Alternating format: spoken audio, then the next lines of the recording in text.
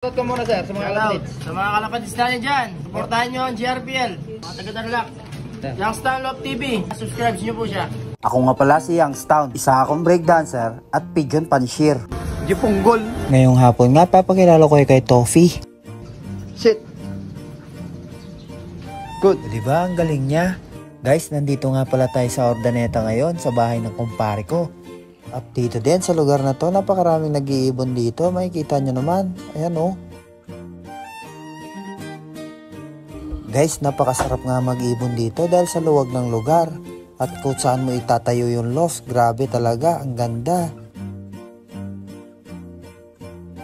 Sa mga oras nga na to guys, di ko alam kung racing pigeon itong mga to kasi short pick sila. Dito nga papakita ko sa inyo yung anak ni Season. Dinala ko nga pala sila dito sa Urdaneta. Dito ko na sila papaliparin. Dito safe mag-ibon kasi may 3 bantay na aso, 'di ba? Ang babait pati ng mga 'yan. Nga pala nang dinala ko dito 'yan, araw-araw kong hinahandpid yung mga 'yan. May yellow pa sila sa buhok dati. At dito nga sinilip natin ulit yung mga ibon na nasa bubong. At ipapakita ko lang din yung space natin dito sa lugar na to. Grabe, ang ganda talaga guys. Ang laki ng lugar. Ayan o, sabi ng kumpare ko, gumawa daw kami ng loft para dito ko na daw alagaan yung mga ibon ko. At eto nga, tuwing umaga, hapon, lumilipad tong mga to. Pero di ko alam kung racing pigeon sila kasi short pick sila sa taas ng bubong. Talo nga yung mga ibon natin dito guys kasi pag pinalow-fly sila, 2 minutes lang tinatagal.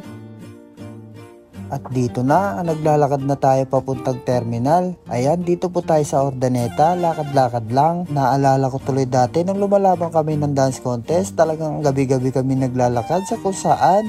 Buong Pilipinas yata guys, nalibot ko, nakakasayaw. Dito nga pala tayo sa terminal ng SM Rosales. Excited na akong umuwi guys. Nagpasensya na lang ako sa kumpare ko dahil umuwi ako ngayong araw. 4 days pa lang ako sa Urdaneta. Kung nga natapos yung trabaho ko, kalipas nga ng ilang oras na biyahe, nandito na tayo sa vape shop. Dito nga din pala tayo nakatira guys. Dito din po yung bahay. Mga gustong huminto sa pagyoyosi, bilhin lang kayo ng vape sa akin. Good morning! Ito nga pala guys, at tinignan natin tong ating mga ibon dito.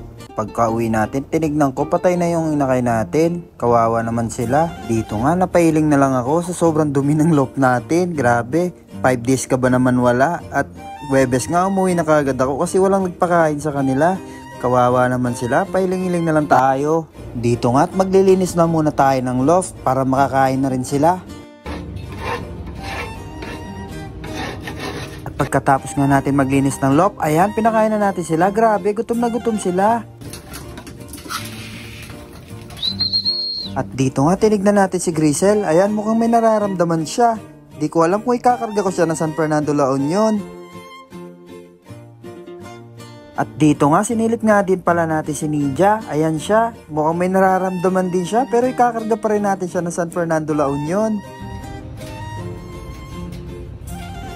At dito nga, ito nga pala yung inakay ni Grisel at ni Salpok. Bali nag-throwback nga sila. Ayan sila. Ang ganda. At shoutout nga pala sa mga tropang nag-aaral pa rin at nangangarap na makapagtapos sa pag-aaral. At dito nga, loading day na, magbibigay na tayo ng power pills at ideal pills. Dito nga, uunahin na natin si Ninjang bigyan. Ayan, tinignan muna natin yung pakpak niya. Okay pa naman, walang mga kuto. Okay. At dito nga, bibigay ko na sa kanya yung power pills. Ayan, bibigyan na natin siya, pati ng ideal pills. Sinunod naman natin yung anak ni Boy Tambay. Ito nga pala siya. Ayan, isa yung second bird natin na bibigyan. Sumunod naman itong anak ni Batanes. Ito ay kak pala mga kalapatids. Mag-nestmate silang nandito pero yung isa iwanan na natin dahil wala sa kondisyon. Bale, ito nga pala yung mga naiwan nating ibon. Ayan, yung ka-nestmate niya, hindi ka pwede. Yung Grisel, hindi ka rin pwede. Yung checkered natin, hindi rin pwede. Kaya, 4 na ibon lang ang makikakarga natin sa loading. I love you all. At dito nga, nasa box na sila. Bali, 4 na ibon lang sila at may message daw yung anak ko. At yun nga, sinabi niya, mamimiss niya daw si Ninja. Grabe. Nga pala guys, second favorite niya si Ninja. At dito nga, kaharap natin yung club president natin. Ayan siya. Maglo-load na tayo mga kalapatids. Diyan, supportahan nyo ang GRPL. Ayos. Mga taga-Tarlac. Young Stan Love TV. Subscribe nyo po siya. Kita nyo naman kung gaano kasipag yung club president. Grabe, hands-on na hands-on siya. Siya talaga yung naglilista pag naglo-load ako. Ayan. Unang ibon nga pala natin na pinay-sticker ay si Ninja. Ayan. Bali, last lap niya ngayon sa fan race. At hindi na rin ako nagkarga sa pooling. Bali, first lap derby nga rin pala ng San Fernando La Union. Tignan natin kung uwi pa sila.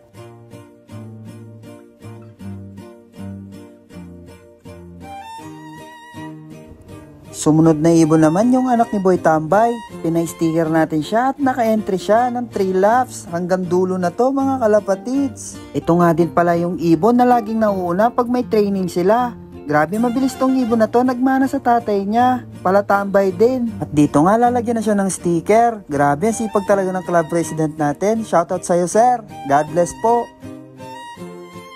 At dito nga mag-check na tayo ng weather forecast natin. Titignan natin kung gaano kalayo yung San Fernando La Union. At eto na, grabe, 132 km pala yung San Fernando La Union. Hindi ko lubos akalain na ganun kalayo yung itatalon ng ating mga ibon. Mamibigla sila nito, kawawa naman. Dito nga, nasa taas na tayo ng bubong. Pakita ko lang pala yung tasa ko. Ayan, nagkape na tayo dyan. Tingin-tingin muna tayo. Ayan, maliwanag. Habang naghahantay nga tayo dito, unti-unting kumukulimlim. Tapos may gumagawa pa dyan, tinatanggal nila yung mga bubong. Ayan. Hindi ba pangako mo nung una, tiwala ingatan, baka naman sa susunod mahabang buwan. Dahil nga sa sobrang inip ko, napakanta na lang ako sa dalawang ito. Grabe, naghahalikan sila sa magkabilaang case. Nga pala guys, may inutusan pala talaga tayo ditong bata na mag-abang sa mga ibon natin kasi may lakad tayo. Yan yung ginawa niya, natulog siya. Abang mga kalapatids. Itong tropa natin. Ayan. Mga magdamag itong nag-abang mga kalapatids. Kawawa naman. Wala nang umuwi mga kalapatids. Alas 10 na. Cut off na yung ibon natin. Grabe. Ayan o, nakatulog na yung tropa natin. Grabe. Kawawang bata to. Hindi inuwian ng ibon. Nakatulog na sa bubong. Kawawa naman yung tropa natin. Nakatulog na sa bubong mga kalapatid. Dahil wala nang umuwi.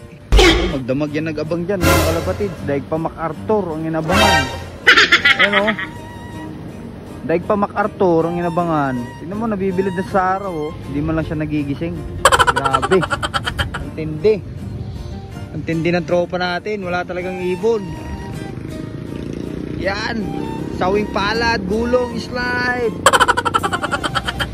Ano tropa, kaya pa? Ano? Wala na umuing ibon mo. Wala na. Oh. Daig pa MacArthur inabangan mo tropa. Balik ka na ba dyan? Wala talaga. Wala na umuing ibon. Alas 10 na. Oh. MacArthur pa inabangan mo. Nakatulog ka na dyan. Ano tropa? Kaya pa? Tayo po MacArthur na inabangan mo San Fernando La Union lang yun Bakit parang MacArthur? Tumag ka na dyan tropa. Diyan ka na natulog. Ano tropa, kaya pa? Kaya pa ba? Ayan Sus, wala talagang ibon. Pambira. Yung tropa natin tulog na. Ayan tulog pa rin yung nag-aabang. Kawawa yung nag-aabang natin, tulog pa rin. Wala nang umuwi. Oh no! Ay nako. Wala nang umuwing ibon mga kalapatids. Wala na tayong kakarga. Oh no! So sad. Ayan malungkot ang tropa natin. Tulog na. Wala to mga kalapatids. Tinulugan na pala. Kaya pala wala nang umuwi. Tinulugan na ng tropa. Ayan Tinulugan na pala dito. Sabi ko mag-abang. Mag-abang siya. Tinulugan niya na pala. Sus. Kaya pala walang umuwi mga kalapatids. Alam niya sigurong wala nang uuwi. Kaya tinulugan niya na lang. Mapapagod lang daw yung leg niya. Kakaabang. Kaya tinulugan niya na lang. Ano?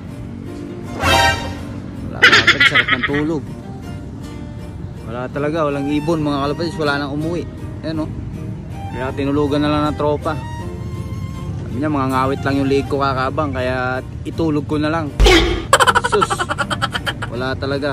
Ayan o. Pambihira ka Pinoy. Wala talaga mga kalapatids. Good luck sa mga may kakarga pa sa second lap.